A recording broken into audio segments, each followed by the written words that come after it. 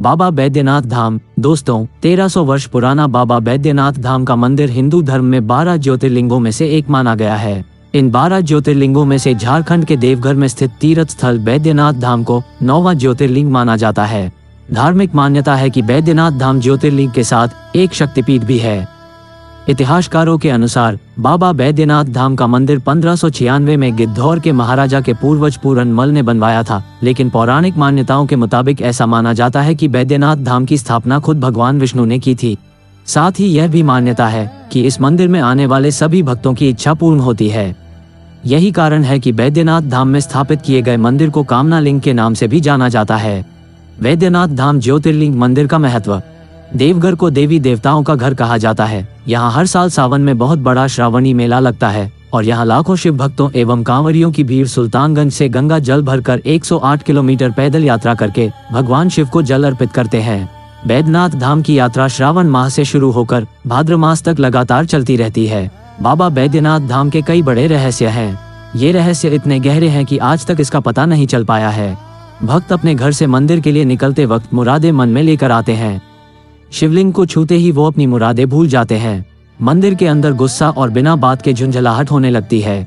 बाबा बैद्यनाथ खुद भक्तों की परीक्षा लेते हैं और जो इसमें पास हो जाता है उसकी मनोकामना पूरी होती है।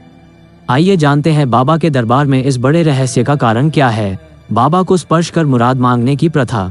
12 ज्योतिर्लिंग में बाबा बैद्यनाथ ज्योतिर्लिंग ऐसा है जहाँ माता सती के हृदय में बाबा विराजमान है। माँ के हृदय पर बाबा के विराजमान होने से इस ज्योतिर्लिंग को हृदयापीठ कहा जाता है। ये ज्योतिर्लिंग मनोकामना लिंग के नाम से प्रख्यात है।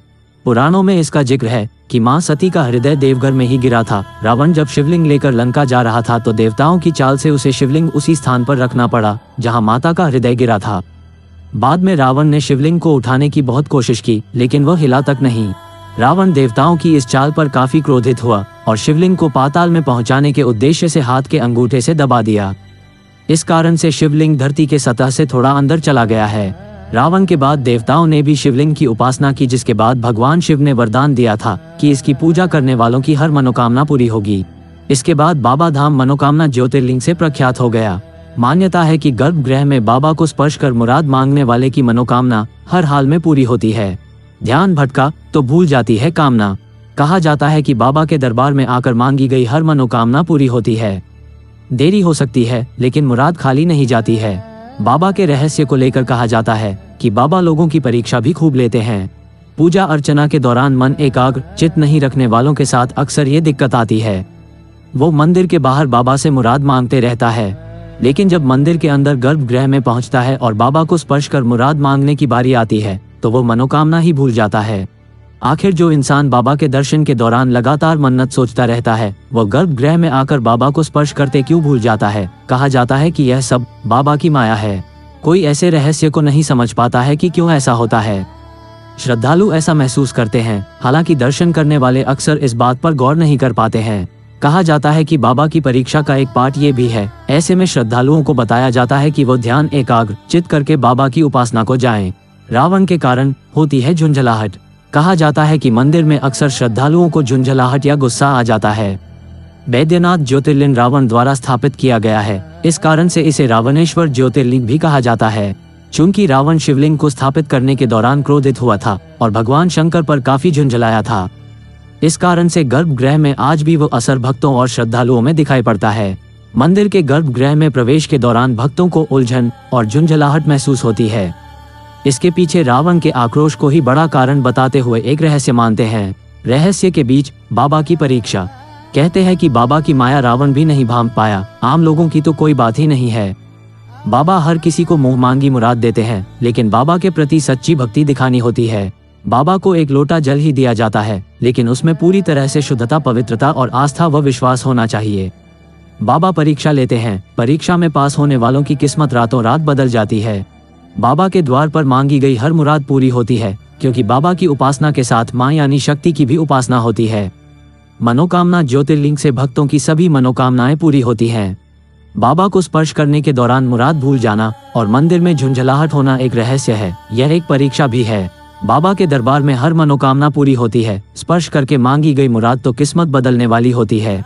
बाबा बैद्यनाथ धाम के शीर्ष पर स्थापित है पंचशूल। आमतौर पर हम देखते हैं कि हर शिव मंदिर में शिखर पर एक त्रिशूल लगा होता है, लेकिन देश में बैद्यनाथ धाम मंदिर एकमात्र ऐसा ज्योतिर्लिंग है जहां भगवान शिव के मंदिर के शिखर पर त्रिशूल के स्थान पर पंचशूल लगा होता है। देवघर के बैद्यनाथ मंदिर परिसर के शिव, पार्वती, लक्ष्मी नारायण और अन्य सभी मंदिरों में पंचशूल लगे हैं।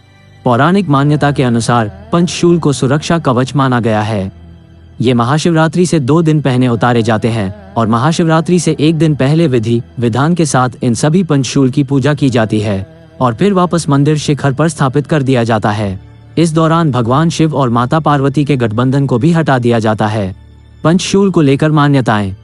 बाबा बैद्यनाथ मंदिर के शिखर पर पंचशूल को लेकर मान्यता है कि त्रेता युग में रावण की लंकापुरी के प्रवेश द्वार पर सुरक्षा कवच के रूप में पंचशूल भी स्थापित किया गया था और सिर्फ रावण ही पंचशूल यानी सुरक्षा कवच को भेद न जानता था। भगवान राम के लिए भी पंचशूल के भेद पाना असंभव था, लेकिन विभीषण ने जब इसका रहस्य उजागर कर दिया तो भगवान श्री राम और उनकी सेना ने लंका में प्रवेश किया।